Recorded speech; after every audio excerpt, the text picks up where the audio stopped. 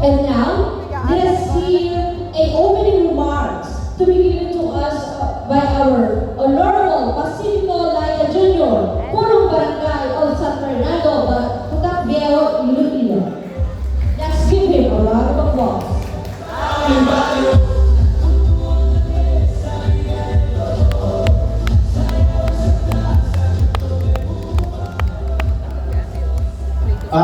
Good morning sa tanan.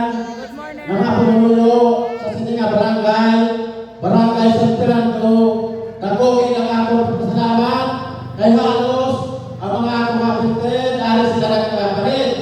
Thank you rin, Mr. Bulyo, mga winners, Giles, Barangay Tanod, Barangay Rizal, kagapon nga San Fernando, Elementary School, alagay nakasuporta ang atong mga balistra, dako kaya na ako mabulig sa among barangay.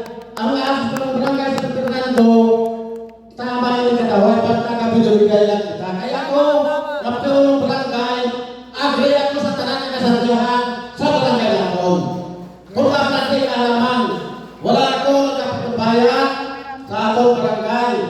Kita mo atong system, malalong. Sige, kaya wala nga ako sige, kung wala nga ako mga barangay opisyal. Nagamitin kami ng desisyon kung ano ang mabulig namon nga kasadyahan sa pista sa barangay San Fernando. Amo lang na nasilip ko, pinilibigay lang kita. Kaya kung wala ka na napinilibigay, wala kasadyahan na akong nga barangay. Ha? Sa tanan-tanan, ang pumuloyo, at mga tilitin, ang kabawahanan, kabaranggayan, madahong salamat sa inyong pagkalit sa among panamarpista sa barangay San Fernando. Thank you.